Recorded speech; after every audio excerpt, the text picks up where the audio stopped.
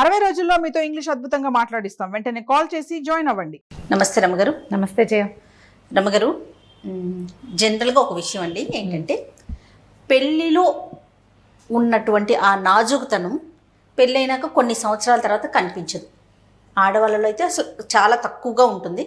మగవారు కొంత మెయింటైన్ చేస్తే ఓకే. పెళ్ళయ్యి పిల్లలు పుట్టాక పెళ్ళిలో ఉన్నంత సౌందర్యం కనిపించకపోతుంది. దాన్ని ఎలా అంటే ఒకరినొకరు దెప్పిపొడుచుకోవటం, పెద్ద పెద్ద ఇష్యూలు చేసుకోవటం, సూటిపోటి మాటలు అనటం, కొన్ని ఫ్యామిలీస్లో అయితే ఇవి ఇష్యూలకి దారితీసి ఒకరినొకరు వదిలేసే స్థాయికి కూడా వెళ్ళిపోతూ ఉంటారు కొంతమంది. కానీ అది ఎలా కంటిన్యూ చేయలేకపోతాం కదా రమ్మగారు, ముఖ్యంగా ఆడవాళ్ళమైతే. అంటే పెళ్లిలో ఉన్నట్టుగానే సనగా నాజుగ్గా గట్టిగా ఏదైనా పలచగా అలాగా డెలివరీలు అయ్యాక కొంతకాలం గడిచాక ఓ 10 ఏళ్ళు పోయాక కొంచెం తక్కువ ఉంటుంది. కొద్దిమంది మెయింటైన్ చేయగలుగుతారు, కొంతమంది వాళ్ళ శరీర ధర్మం ప్రకారం అలాగే ఉంటారు. అవును. ఎక్కువ భాగం ఏంటంటే ఇప్పుడు ఈ ప్రెగ్నెన్సీలు, లేట్ ఇష్యూస్ లేదా ఎర్లీ ఇష్యూస్, కొంచెం రెస్ట్ తీసుకోవటాలు, సిజేరియన్ తర్వాత రెస్ట్, తర్వాత పిల్లలు పుట్టాక కొంచెం శ్రద్ధ తగ్గిపోయి ఈ పిల్లల గోల్లో పడి వీళ్ళు మెయింటెనెన్స్ అది సరిగ్గా చేసుకోలేకపోవటాలు, దాంతో బాడీ షేమింగ్కి పాల్పడుతూ ఉంటారు మగవాళ్ళు. ఆడవాళ్ళు కూడా పాల్పడతారు చేయ. ఆడవాళ్ళు చేసేది ఏంటి, ఇప్పుడు ఆడవాళ్ళకి పొద్దొచ్చింది ఒళ్ళొచ్చి ఏదో వస్తుంది, మగవాళ్ళకి మాత్రం పొట్ట రావా వస్తుంది కదా, బట్టతల తప్పదు, జుట్టు ఊడిపోతుంది కదా, మరి పొజ్జ వస్తుంది ఎంతో కొంత. 30 దాటేసరికల్లా కొంచెం సుఖంగా హాయిగా సంతోషంగా ఉంటే మెల్లిగా పొజ్జ వస్తుంది. పెద్దగా మెయింటెనెన్స్ ఫ్రీక్స్ కాదనుకో, ఏదో రకంగా ఉంటారు, క్రమంగా వీళ్ళకి పొజ్జ వస్తుంది. వీళ్ళకి వస్తాయి. ఏజ్ని అనుసరించి ఆడకైనా మొగకైనా కొంత శరీర ధర్మాలు మారుతాయి, తత్వాలు మార్పు వస్తాయి, వాళ్ళు పాడవుతారు, వీళ్ళు పాడవుతారు. ఇప్పుడు ఈ సౌందర్యాలు చూసి పెళ్లి చేసుకున్న వాళ్ళ వ్యవహారాలు ఏమో మనం చెప్పలేకపోతాం. మామూలుగా ఏదో కంపానియన్షిప్ ఎట్లా కొట్లా చూసుకుని పెళ్ళిళ్ళు చేసుకుంటాం. కాలక్రమాన్ని ఇలాగే అవుతుంది. ఈ కలిసి ఉండటం అనేది అలవాటు అయిపోతుంది కాబట్టి ఆ అలవాటు ప్రకారం కలిసి కాపురాలు చేసేసుకుంటాం, పిల్లల్ని బెక్కనేస్తారు, పెంచేసుకుంటాం, ముందుకు తీసుకెళ్తూ ఉంటాం. కానీ ఉండుండి బాడీ షేమింగ్కి పాల్పడతారు.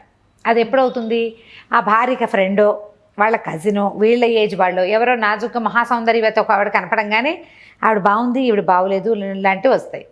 ఆ పిల్లలు పుట్టాక ఏం మెయింటైన్ చేస్తావు నీవిడంటే ఆవిడకి మాత్రం పుట్టలేదు, ఆ పిల్లలు ఆవిడ బాగుందిగా అనిపిస్తుంది. ఇప్పుడు అదే ఈవిడ కూడా ఇతని ఫ్రెండ్నో క్లాస్మేట్నో వాళ్ళ బావనో ఎవరినో చూపించి వాళ్ళు భలే సన్నగా ఉన్నారు, వాళ్ళకి జుట్టు ఉంది నీకు లేదు అంటే ఎంత హర్ట్ అయిపోతారు. అదంతా హర్టింగ్గానే ఉంటుంది కదా. ఇలా ఉంటాయి మనుషుల తత్వాలు. ఏంటంటే ఏదైనా చూసినప్పుడు వాళ్ళు బాగున్నారనుకోవాలి కానీ నువ్వు అలా ఎందుకు లేవు లాంటి ప్రశ్నలు వేయకూడదు. చాలా ఈగో హర్ట్ అయిపోతుంది చేయాలి. అసలు ఎంత ముళ్ళులాగా లోపల ఉంటుందంటే అది పోనే పోదు, మనశ్శల్యం పోదు, కష్టంగా ఉంటుంది. కాదు పొట్టి లావు అట్లానే పిలిచేస్తూ ఉంటారు, పిలుస్తారు. లడ్డు లడ్డు లడ్డు, గుండుసు బోండుసు అలాంటివే పిలుపులు కనిపిస్తుంటాయి. లడ్డు బడ్డు ఇవే పిలుపులు. వాళ్ళు హట్ అవుతారు అని ఆలోచించలేకపోతారు. నలుగురిలో కూడా అలాగే గుండుసు బోండుసు అంటే వాళ్ళకి కష్టంగా ఉంటుంది కదా, మరి ఏం చేస్తారు, భలే బాధగా ఉంటుంది. దానికి ఏం చేయలేదు. కాదు రమ్మగారు, ప్రతి సంవత్సరం పెరిగే వయసు కదా, ఎవరికైనా మీకైనా నాకైనా ఎవరికైనా వయసు పెరుగుతుంది కానీ వెనక్కి వెళ్ళాం కదా, ముందుకే కదా పోతూ ఉంటాము. అలానే ఉండటానికి మనం ఏమన్నా అమృతం తాగామా? సేమ్ ఒకేలాగా అదే ఫిగర్ మెయింటైన్ చేయటం అంటే ఎలా, ఎవరికైనా తప్పదు కదా. మనం కూడా ఇలాగే మార్పు వస్తుంది, మనం కూడా ఇవాళ మారకపోతే రేపొద్దున మారుతాము. ఒకళ్ళ మనసు ఒకళ్ళు మనసు ఎరిగి ఉండాలి కానీ శరీరం ఏముంది, మార్పు చెందే వ్యవహారం అది. మారంది ఏమిటి, ఒకళ్ళ మీద ఒకళ్ళకు ఉండేటువంటి ఆపేక్ష, ఫ్రెండ్షిప్, మనసులు మారవు పెద్దగా, మిగిలిన మారుతూ ఉంటాయి. కాలక్రమంలో శరీర ధర్మాలు మారిపోతాయి కదా. ఈ ఆలోచనతోటి పనిచేయాలి జయ. నువ్వు ఇలా మంచి టాపిక్ తీసావు, దీని మీద నాకు ఒక భలే సరదా కథ గుర్తొస్తుంది. బాగుంటుంది కథ. ఆడే దెయ్యం పాడే దెయ్యం. బాగుందండి. బాగుంది కదా. ఒక ఊళ్ళోనట ఒక నిత్యానందం, ఓ చిదంబరం అని ఇద్దరున్నారు. నిత్యానందానికి కళ్ళు లేవు, చిదంబరానికి చెవులు లేవు, అతను చెమిటివాడు. వీళ్ళిద్దరూ ఏదో భిక్షాటం చేసి సంసారాలు పోషించుకునేవాళ్ళు. వీడికి పుట్టు చెముడు ఏం వినపడదు, అతను గుడ్డి. పెళ్ళిళ్ళు అయినా భార్యలు ఉన్నారు, ఇళ్ళే విధంగా భిక్షాటం చేసే వాళ్ళ ఇళ్ళు ఎలా నడుస్తాయో అలాగే వాళ్ళ ఇళ్ళు నడిచిపోతున్నాయి. వీళ్ళిద్దరూ కలిసి తిరిగేవాళ్ళు. కలిసి దేవాలయాల దగ్గర అక్కడ ఇక్కడ చోట ఒక దుప్పటి పరుచుకొని కూర్చొని ఒక 10 పావలాలు వస్తే కొబ్బరి చిప్పలు అరటిపళ్ళు దొరికితే వాటితోటి జీవితం ముందుకు తీసుకుపోయేవాళ్ళు. అయితే ఒకనాడు ఏమైంది, వీళ్ళు ఏమనుకున్నారు, మన ఊళ్ళో దేవాలయం దగ్గర డబ్బులు పడట్లేదు, పక్క ఊళ్ళో దేవాలయానికి వెళ్దాం అనుకున్నారు. వీళ్ళిద్దరూ నడుచుకుంటూ వెళ్తారు. ఈ గుడ్డెతను ఇతనికి సాయం కావాలి. ఈ చెమిటి పాడైనా అప్పుడు ఈ వెహికల్స్ పాడు ఏమున్నాయి, ఏవో ఎడ్ల పళ్ళు అవి కంటికి కనపడతాయి కదా, పిలిచినా పిలవకపోయినా ఇతనికి వినిపిస్తాయి. వెనకాల వచ్చే శబ్దాలు కళ్ళు లేని అతనికి వినిపిస్తుంటాయి కదా. ఈ అంధుడును ఈ బధిరుడు ఇద్దరు కలిసి వెళ్ళడం మొదలుపెట్టారు. ఎక్కడికో వెళ్ళారు. వెళ్తుంటే ఏమైంది, ఆ దేవాలయానికి ఇంకా దూరంలో ఉండగానే వీళ్ళు ఒక అడవిలోంచి దాటుకుంటూ వెళ్ళాలి. ఎవరో ఇద్దరు మనుషుల్లాగా కనపడ్డారు. మనుషులు కాదు, వాళ్ళు కనపడ్డారు మొత్తానికి. ఒకడేమో తెగ పాడేస్తాడు. ఎంత కర్ణ కఠోరమైన కంఠస్వరమో చెప్పరాని కంఠస్వరం వాడిది. అక్కడి నుంచి వాడితో ఉన్న ఆడది డ్యాన్స్ చేస్తుంది. ఆ పాటకి తగినట్టుగా అసలు కంటితో చూడలేనంత మహాభయంకర నృత్యం. వీళ్ళిద్దరూ హడిలిపోయారు. ఏమిటి ఈ మోత ఏమిటని, ఈ కళ్ళు లేని ఆయన ఏమిటి ఇదేదో ఎగిరేస్తుంది, ఇదేం డ్యాన్స్ అనేది ఈ చెవిటి ఆయనకి అర్థం కావట్లే. వీళ్ళిద్దరు ఒకళ్ళు మాట్లాడుకున్నారు. ఒరే ఆ గుడ్డివాడు అన్నాడు, ఎవర్రా వీళ్ళు, ఏమిట్రా నాయన అని గుడ్డెత్తని అడిగాడు. అంధుడు అడిగేసరికల్లా ఈ చెవిటి ఆయన అన్నాడు, ఒరే వీళ్ళు మనుషుల్లాగా లేరురా, కాళ్ళు నేల మీద అంటలేదు, కాళ్ళు అంటలేదు, పిశాచాల్లాగా ఉన్నాయి. ఊరికే గబ్బుకు చూస్తే మనం దూరం నుంచి మనుషులు అంటున్నాం కానీ వీళ్ళు మనుషులు కాదు, నేల మీద కాళ్ళు లేవు వీళ్ళకి. అది తెగ పాడేస్తుంది. ఆ పాట చెవులు పగిలిపోతున్నాయిరా అంటున్నాడు గుడ్డైన ఆ మగవాడు పాడే పాటకి. ఇక కళ్ళుండి చెవులు లేని ఆయన ఉన్నాడు కదా, నాకేం వినపడదు కానీ అదేం డ్యాన్స్ రా, ఏమి ఎగురుతుందిరా, కోతిపిల్ల ఎగిరినట్టు, చూడలేక చచ్చిపోతానంటే వీళ్ళిద్దరూ మాట్లాడుకుని ఏమనుకున్నారు, ఎవరికైనా పొగడ్తా ఇష్టం, పిశాచాలు మనకు కనపడ్డాయి, మనం చీచీ తప్పుకోండి గిప్పుకోండి అంటే అవి మీద పడి ఏం చేస్తాయో తెలీదు, అందుకని బాగుందంటే సరిపోతుంది. తెలివిగా ఆలోచించారు. ఎంత బాగుందో అంటే సరిపోతుంది. ఏదన్నా తృణమో పణమో ఇస్తే కనీసం ముందు వదిలిపెడతాయి, తృణం ఇవ్వకపోతే పీడా పోయేది, ముందు వదలాలి కదా. అంతేగా. అందుకని ఈ గుడ్డ ఆయన ఏం చేశాడు, చక్కగా చప్పట్లు కొట్టాడు. బాబా ఏం పాట, ఎంత చక్కటి పాట, ఎంత పరమాద్భుతమైన పాట, ఇలాంటి పాట నా జీవితంలో వినలేదన్నాడు. ఆ భయాన్ని పెద్ద గొంతేసుకుని పాడుతున్న పిశాచం టక్కిన పాట ఆపేసింది. ఏమిటి నా పాట అంత బాగుందా అని గుడ్డ ఆయన అన్నాడు. అబ్బో ఎంత చక్కటి పాటమ్మా, ఎంత చక్కటి పాట, అసలు ఇలాంటి పాట నేను జీవితంలో వినలేదు సోదరా, ఎవరు నువ్వు, మీ దేవురు, ఎక్కడ నేర్చుకున్నావు ఇంత గొప్ప సంగీతం అని ఈయన. ఇక కళ్ళుండి చెవులు లేని ఆయన ఉన్నాడు కదా, శబాష్ అన్నాడు, ఎంత బాగా డ్యాన్స్ చేస్తావు మా నాట్య మయూరివి నువ్వు, నీలాంటి మయూరిని నా జీవితంలో చూడలేదన్నాడు. తిరుగులేదు అనేసరికల్లా బాగానే ఉంది. ఇవి రెండు పిశాచాలు మొహాలు చూసుకున్నాయి. కానీ దానికి తట్టింది ఈ పిశాచానికి. నేను పాట పాడుతుంటే ఒకడే చప్పట్లు కొట్టి నా పాట బాగుందంటాడు, రెండో వాడికి నా పాట నచ్చలేదా, ఒకడే బాగుందన్నాడంటే రెండో వాడికి నచ్చలేదని కదా అని వాడికి ఆ పిశాచానికి డౌట్ వచ్చింది. మగ పిశాచానికి.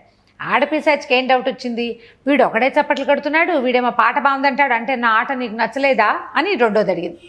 అడిగేసరికి వీళ్ళిద్దరు చెప్పుకున్నారు, ఏం చేస్తావమ్మా, పుట్టుగుడ్డి వాడు పాపం, వాడి కళ్ళు కనపడవు, అందుకని నీ డ్యాన్స్ని వాడు చూడలేదన్నాడు.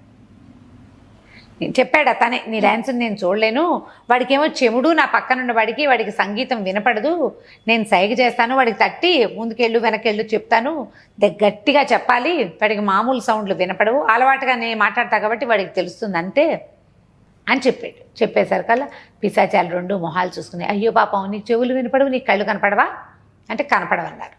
అనేసరికి ఇలా రా నా దగ్గరికి రాని ఏం చేసింది, ఆ డ్యాన్స్ పిశాచం ఉఫ్ అని గాలి, ఒక చల్లటి మంచు లాంటి గాలిని వీడి కళ్ళ మీదకి వాడి చెవుల్లోకి ఊదింది. చిత్రంగా వీడికి కళ్ళు వచ్చేసాయి, వాడికి చెవులు వచ్చేసాయి. ఇతని కళ్ళు వచ్చేసినాయి. ఆ గుడ్డ తనకి పాపం కళ్ళు తెరుచుకుని కనపడుతుంది. ఆ పిశాచం చేసే డ్యాన్స్ చూడలేక జుట్టు పీక్కుందామనిపించింది. ఈ చెవిట ఆయనకి ఇప్పటిదాకా ప్రపంచంలో ఏ విషయము బాగా వినపడదు, ఏదో ఒక్కొక్క మాట ఎప్పుడైనా కొంచెం తెలుస్తుంది.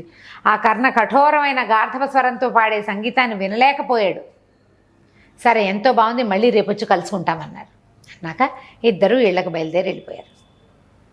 ఈ గుడ్డ ఆయన తడువుకుంటూ ఊళ్ళోకి వెళ్ళటం అలవాటు. కళ్ళు తెరిచి చూస్తుంటే ఎటు వెళ్తున్నాం ఏం వెళ్తున్నాం ఏమీ తెలియటల్లా పాపం. కళ్ళు మూసుకొని నడవటం మొదలుపెట్టాడు. తన ఇంటికి చేరాడు. తలుపు కొట్టాడు. తన తలుపు తెలిసింది. తలుపు తీయంగానే ఒక ఆవిడ ఎదురొచ్చింది. పరమ కురూపి ఆవిడ. ఈయన నిర్ఘాంతపోయాడు. ఈ గుడ్డ అయినా ఇప్పుడు కళ్ళు వచ్చేసినాయి కదా, అమ్మ ఇక్కడ ఒక చింతామణి ఒక ఆవిడ ఉండాలి కదా, ఆవిడ ఏది అని అడిగాడు. నేనేనయ్యా చింతామణిని, మీ ఆవిడ్ని అన్నది. దాన్ని నీకేమిటి కనపడుతున్నానా, నేను నీ కళ్ళు ఎట్లా కనిపిస్తున్నాయి అని అడిగింది. ఈయనకి ఎంత బాధ వచ్చేసిందో, ఇదేమిటి ఈ కురూపుతోట నేను ఇన్నాళ్ళ నుంచి కాపురం చేస్తున్నాను, అబ్బో దీని మొహం పగలు చూస్తే రాత్రి కళ్ళకి వచ్చేలాగా ఉందిగా, అబ్బో ఈ కురూపితో ఎలా బతకాలరా దేవుడు అనిపించింది. కళ్ళు మూసుకుంటే బాగానే ఉంది, తెరిస్తే చచ్చిపోతున్నాడు. కళ్ళు చూడలేకపోతున్నాడు. తెరిస్తే భార్య కనపడుతోంది. ఆమెమో పరమ కురిపి, చట్టి ముక్కు, మెల్లకన్ను, పళ్ళు ఎత్తు, గబగబా వంట చేసి పెట్టింది. మొత్తాన్ని నీ కళ్ళు వచ్చేసినాయి, మనం ఎంతో అదృష్టవంతులం, చక్కగా 4 పనులు చేసుకుని బతకచ్చని సంతోషించింది. ఇచ్చేమిటి ఆయన ఇంటికి వెళ్ళాడు, తలుపు కొట్టాడు. ఎవరితో వస్తున్నా అని మొగస్వరం వినపడింది. ఈయనేమనుకున్నాడు, ఎవరన్నా చుట్టాలు వచ్చారా మన ఇంటికి అని అనుకున్నాడు. మగవాడి గొంతు తెలుస్తోంది. తలుపు తీస్తే వాళ్ళ ఆవిడ నుంచుంది. ఎవరే వచ్చారు మన ఇంటికి అని అడిగాడు. ఎవరు రావటం ఏమిటి, నేనే అని. ఆనంగానే ఈయనకు తెలిసింది, పెళ్ళా మాట్లాడితేనే మగవాడు మాట్లాడినట్టు ఉంటుంది. ఇదేమిటి నీ గొంతు ఇలా ఉంటుందా అన్నాడు. ఆనంగానే ఆవిడ ఆశ్చర్యపోయింది. ఏమిటి నీకు వినపడుతోందా, ఎలా వినిపిస్తోంది నీకు అంటే ఓ పిశాచం వరం ఇచ్చింది. ఇక ఆ వెళ్ళాం ఎన్ని కబుర్లు చెప్పిందో మొగుడికి, పెళ్ళైనప్పటి నుంచి మాట్లాడేదామనుకున్న ప్రతి మాట ఇవాళ మాట్లాడేసింది. ఈయనకి చెవులు పీక్కుందామనిపించింది ఆ గొంతు వినలేక. మరి వినలేడు.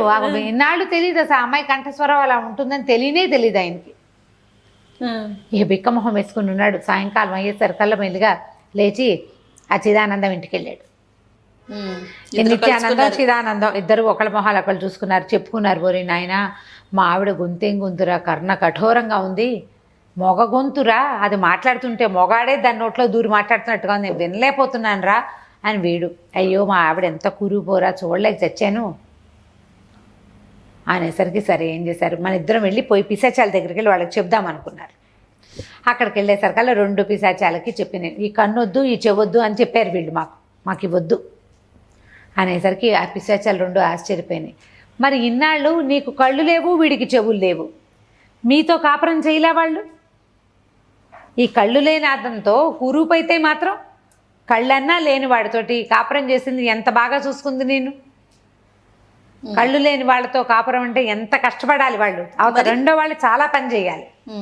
వీళ్ళ ఇబ్బంది వీళ్ళకు ఉంటుంది, అవతల వాడు ఎక్కువ ఇబ్బంది పడాలి కదా.